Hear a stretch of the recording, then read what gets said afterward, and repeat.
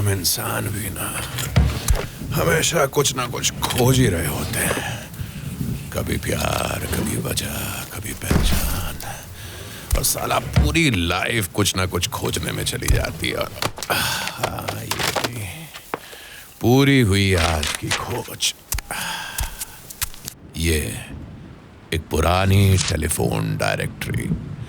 इसके पन्नों में कैद हैं हजारों नाम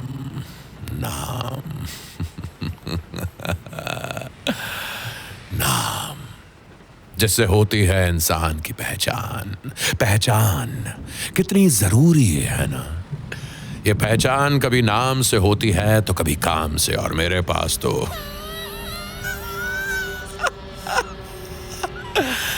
दोनों ही नहीं है। कोई नहीं जानता कि मैं कौन हूं। लोगों का जो दिल चाहता है उस नाम से बुला लेते हैं। जैसे मैंने आपको पहले ही दिन बता दिया था that you can call me mister x. लेकिन ये बात तो आपको भी पता है कि ये मेरा असली नाम नहीं है। हाँ, एक नाम हुआ करता था कभी, पर सालों से किसी के मुंह से सुना ही नहीं, शायद इसलिए याद ही नहीं रहता। कब से ढूंढ रहा था इस टेलीफोन डायरेक्टरी को, लेकिन मिल ही नहीं रहा था। वैसे बेनाम लोगों की पहचान नहीं होती, और एक ऐसी ही बेनाम लड़की के साथ कुछ ऐसा हुआ था जो इस सो कॉल्ड सिविलाइज्ड सोसाइटी के मुंह पर एक तमाचा है। लेकिन तमाचे से किसको फर्क पड़ता है यार? किसको फर्क पड़ता है? किसको फर्क पड़ता है? किसको फर्क पड़ता है? किसको फर्क पड़ता है? कोई फर्क नहीं पड़ता। जो जिस्म या रूह से लाश बन चुके हों उन्हें कोई फर्क नहीं पड़ता। उस बेनाम लड़की की कहानी से भी किसी को फर्क नहीं पड़ता। लेकिन कहानियां तो उनकी भी होती हैं जिनके नाम नहीं होते। क्राइम की असली कहानियां with mister X, an M&M original. 28 जुलाई 2023, मुंबई। बारिश का सीजन था। झूठे वादों का ही नतीजा था कि एक बार फिर कई इलाके जलमग्न थे। जगह जगह जाम लग रहा था और पब्लिक परेशान थी। हवलदार पाटिल अपनी ड्यूटी मुस्तैदी से कर रहा था, पर तभी उसको वायरलेस पे खबर मिली कि कमाटीपुरा में एक लड़की की लाश मिली है। उसको वहां फौरन पहुंचने का आदेश मिला। अरे खबर मिळाली आहे कामाटीपुरामध्ये एका मुलीची डेड बॉडी मिळाली आहे, फौरन जाके देखो। जब हवलदार पाटिल कमाटीपुरा की उस गली में पहुंचा जहां उस लड़की की लाश मिलने की खबर थी, तो बारिश रुक चुकी थी। पाटिल जानता था कि ये एरिया उन बदनाम गलियों का है जिसे आप जैसे सिविलाइज्ड लोग रेड लाइट एरिया कहते हैं। उन गलियों में अक्सर कोई ना कोई पंगा या कांड होता ही रहता है। पर आज खबर मौत की थी, पर किसकी मौत ये कोई नहीं बता रहा था। पाटिल आगे बढ़ा तो एक चौल के पीछे तकरीबन 26-27 साल की एक लड़की मरी पड़ी थी। कुछ लोग आसपास जमा थे, लेकिन उनके चेहरे से साफ था कि वो सिर्फ तमाशा देखने वालों में से हैं। ये पोरगी कौन है रे? ए बोलना बाबा, कौन है ये लड़की? सब एक दूसरे का मुंह देखने लगे। ना किसी को उसका नाम पता था और ना ही कोई उसको पहचानता था। डेड बॉडी के ऊपर किसी ने एक कपड़ा डाला हुआ था। कपड़ा जो इंसान की असलियत छुपाता है, जो उसके जानवर जिस्म पे इंसानियत का पर्दा डालता है। कपड़ा जो ये तय करता है कि किसकी कितनी हैसियत है। जो उतर जाए तो शराफत भी उतर जाती है। इसी कपड़े को कुछ आंखें चीर कर अंदर ढके जिस्म को देखना चाहती हैं, और इस तरह रेड लाइट एरिया में तो बकायदा पैसे देकर शराफत से ढके लोग इसी कपड़े को उतारते हैं। खैर, वही कपड़ा पाटिल ने हटा कर देखा। उस लड़की के जिस्म पर बहुत सारा खून था। उसे बुरी तरह से मारा भी गया था। पाटिल समझ गया कि बॉडी को फौरन पोस्टमार्टम के लिए भेजना होगा। उसने टीम बुला ली।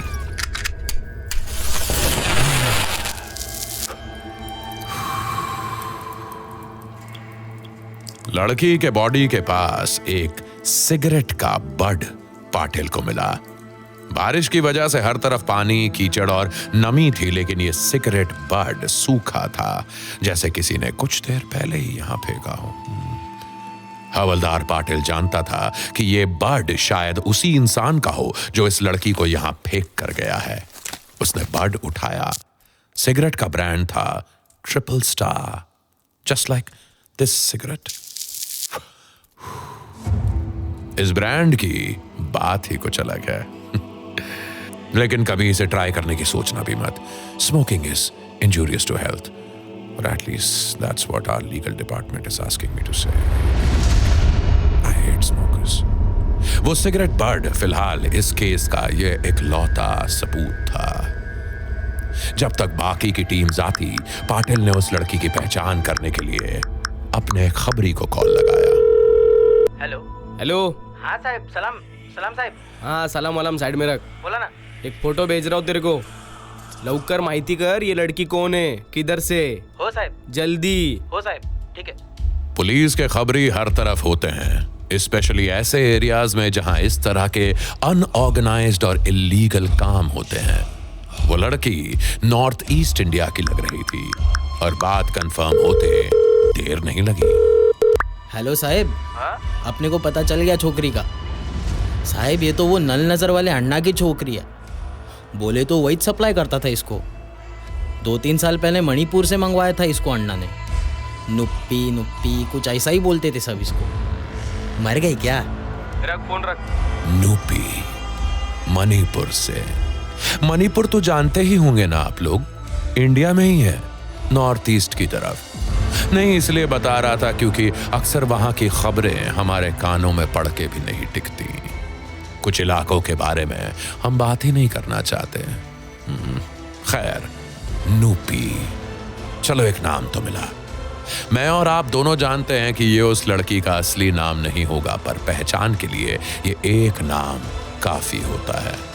मेरी पहचान के लिए तो मेरे आसपास के लोगों ने एक नहीं कई सारे नाम दिए हैं. अक्सर एक नया नाम मिलता है मुझे मेरे दरवाजे पर. क्या you don't trust me? Come come let's see. मैं दिखाता हूं आपको. इधर आइए, इधर आइए. ये देखिए, ये मेरे दरवाजे के बगल में येड़ा, खड़ूस, devil. Oh I like this one, Ravan.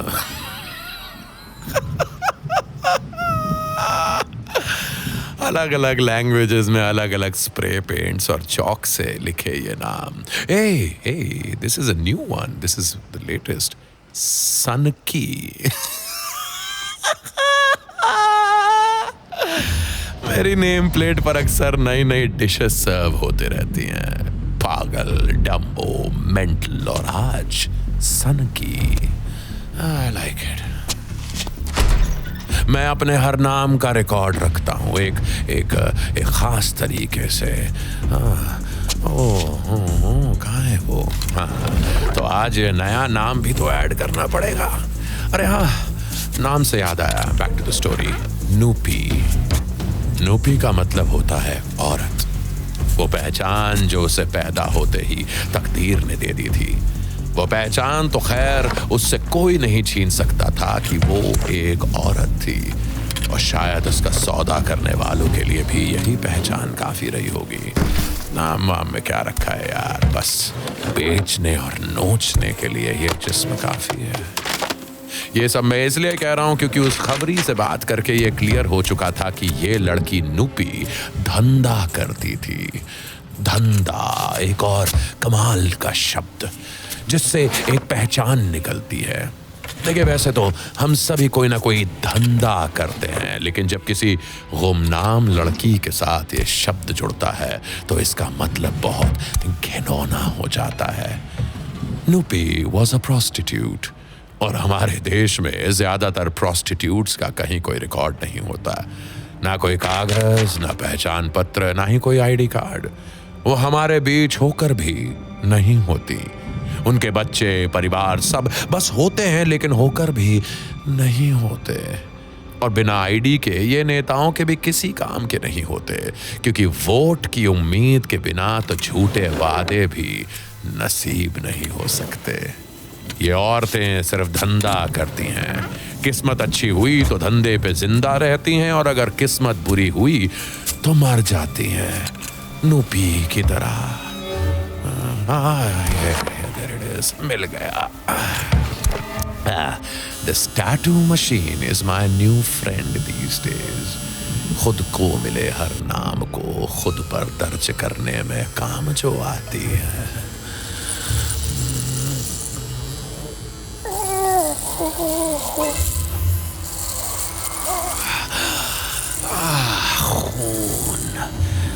खून और दर्द।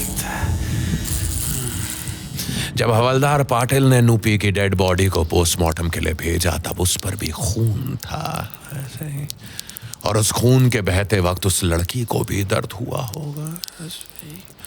शायद मुझसे कहीं ज्यादा, लेकिन मामला एक बेनाम लड़की का था।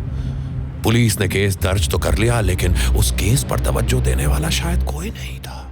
सीनियर ऑफिसर्स भी केस को रफा दफा करने में लगे हुए थे। आखिर कौन एक बेनाम लड़की के लिए वक्त बर्बाद करे। लेकिन पता नहीं क्यों हवलदार पाटिल इस केस को लेकर उतना ही सीरियस था जितना किसी और क्राइम केस के लिए होना चाहिए।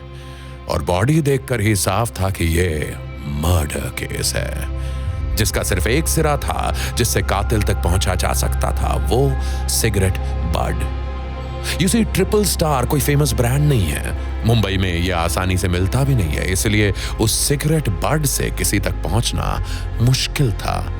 लेकिन उस रात कमाटीपुरा में जितने लोग नुपी से मिले थे, वो अन्ना के थ्रू ही मिले होंगे, और उनके नाम निकालने के लिए हवलदार पाटिल अन्ना से मिलने गया, जो कमाटीपुरा में लड़कियां सप्लाई करने का काम करता था। लेकिन अन्ना ने नूपी को पहचानने से इनकार कर दिया। कौन है ये लड़की साहब? अभी इतना लड़की लोग आता है जाता है, सबको याद रखेगा क्या अन्ना? ए अन्ना, पूरी एरिया को पता है इसका सप्लायर तू है रे। काय को मगजमारी करता है? कौन लेके गया था इसको बता? ये ट्रिपल स्टार का सिगरेट पीने वाला ही लेके गया था ना इसको। हाँ, अन्ना एक ढीठ की तरह हल्के से मुस्कुराया। उसके धंधे में कुछ उसूल थे। नाम की सीक्रेसी बड़ी जरूरी होती है इस धंधे में। उसने नाम तो नहीं बताया, लेकिन एक इशारा दिया। पैसे वाले बाबू लोग को आदत लगता है ना, तो वो लोग दिमाग से नहीं, बेल्ट के नीचे से सोचना शुरू करता है। पाटिल को इस अजीब सी बात से जो बात समझ आई वो ये थी कि नुपी को ले जाने वाला कोई अमीर ज्यादा था, और उसे आदत थी, यानी कि वो नुपी को पहले भी ले जा चुका था। और एक आदत थी सिगरेट की। पाटिल ने उस सड़क के सभी सिगरेट बेचने वालों को एक किया, और उनमें से एक ने बताया, साहेब ये ट्रिपल स्टार ज्यादा लोग ना लेते हैं। वो बड़ी के टायर वाली गाड़ी में जौन साहेब आते हैं ना, उन्हीं को दिए थे कल एक डिबिया। हम ही से ले जाते हैं हमेशा। और का मस्त गाड़ी बाउन कर। मेरा पुलिस का जीप भी अच्छा है, देखने का है क्या अंदर से? हाँ, दिखाओ क्या कितना मस्त है। चल, गाड़ी का कलर वलर नंबर सब बताने का फटाफट। एक तरफ उस अनजान आदमी की तलाश जारी थी, और दूसरी तरफ पोस्टमार्टम रिपोर्ट आई, जिसमें पता चला कि नुपी के साथ सेक्सुअल असॉल्ट हुआ था। मौत का कारण था एक्सेसिव ब्लीडिंग। सर के पीछे किसी भारी चीज से वार किया गया था, और उसके प्राइवेट पार्ट्स पे भी चोट के निशान थे। इसी दौरान यह भी पता चल गया कि नुपी किस खोली में रहती थी। वो और 3 लड़कियों के साथ एक छोटी सी खोली शेयर करती थी, और वो बाकी 3 लड़कियां भी इसी धंधे में शामिल थी। वहां पूछताछ के दौरान एक लड़की ने बहुत अहम जानकारी दी।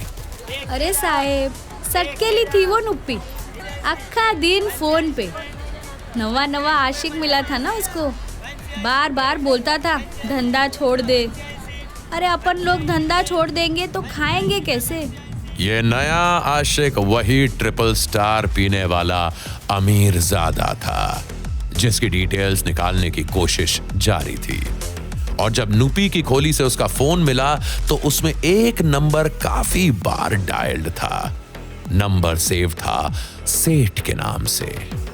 सेठ, वो आदमी जो पैसे देकर एक औरत के जिस्म को खरीद लेता है, वो सेठ कहलाता है।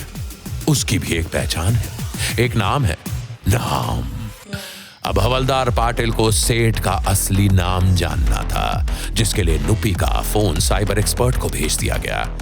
एक तरफ नुपी की बॉडी का चुपचाप क्रियाक्रम हो गया तो दूसरी तरफ पूरे कमाटीपुरा में एक हंगामा मच गया, क्योंकि किसी ने मीडिया में नुपी की मेडिकल रिपोर्ट लीक कर दी।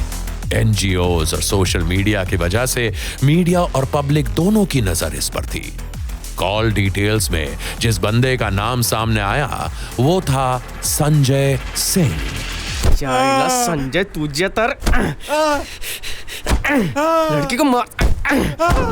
चल बोल लवकर। अरे मारिए नहीं साहब। आइला। एक मिनट हमको काहे मार रहे हैं साहब? अरे हम उस लड़की से बात ही नहीं करते थे, हमारे नाम पे सिम कार्ड लिए थे मालिक, वही बतियाते थे साहब। हमको छोड़ दिया साहब, हम गाँव चले जाएंगे साहब। संजय एक ड्राइवर था और उसके नाम पर सिम कार्ड यूज करने वाला उसका मालिक सोमेश गुलाटी, एक फास्ट फूड फ्रेंचाइज का ओनर।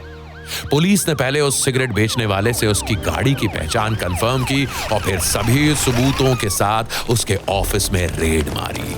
वहां उसकी टेबल पर भी वही सिगरेट का पैकेट मिला, ट्रिपल स्टार। छुपाने के लिए सोमेश के पास अब कुछ नहीं बचा था। ओ सोमेश साहब, गुड मॉर्निंग। अब बताएंगे कि नुप्पी के साथ क्या हुआ? क्या मैं अपनी तरीके से कार्रवाई करूं? हाँ, प्यार करता था मैं उससे। तीन महीने से जा रहा था उसके पास। मैंने बोला था उसको कि धंधा छोड़ दे, तो कहने लगी कसुवी बच्चा साला, और छोड़ के क्या करो? तेरा मन एक दिन भर जाएगा, समझा? बोल ना, तू शादी करेगा मेरे से? मैं ऑलरेडी मैरिड हूँ सर। मैंने बोला था उसे कि खर्चा उठाऊंगा तेरा। लाख समझाया था उसको, पर धंधा छोड़ना ही नहीं था साली को। उस दिन भी लेके गया था होटल, वापस ड्रॉप करते टाइम फिर समझाया तो सेम नाटक करना चालू। मुझे गुस्सा आ गया और वहीं गली के पीछे मार दिया साली को। वाह, क्या इश्क है जनाब। बात नहीं मानी तो मार दिया।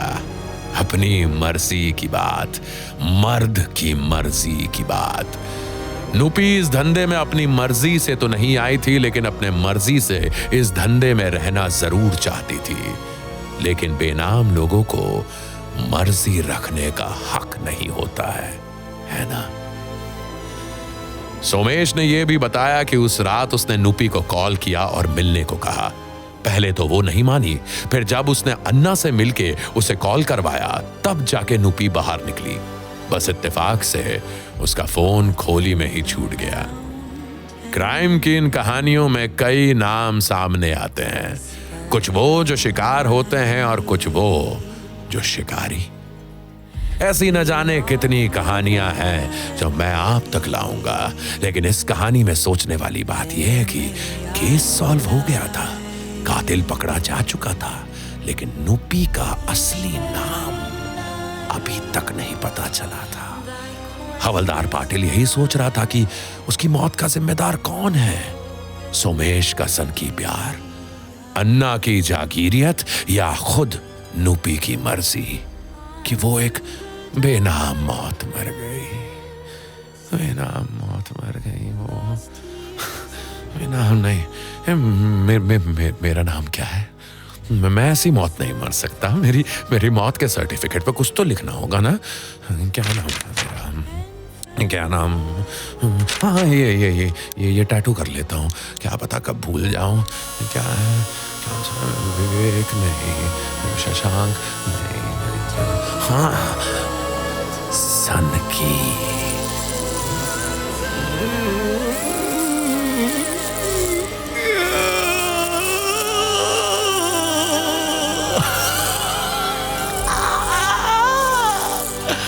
सनकी, कितना अच्छा लग रहा है नहीं? Hello hello hello. Anna, Anna, कौन? मुझे उससे मिलना है। उससे मिलना है ना, पैसे दे दूंगा ना मैं। हाँ?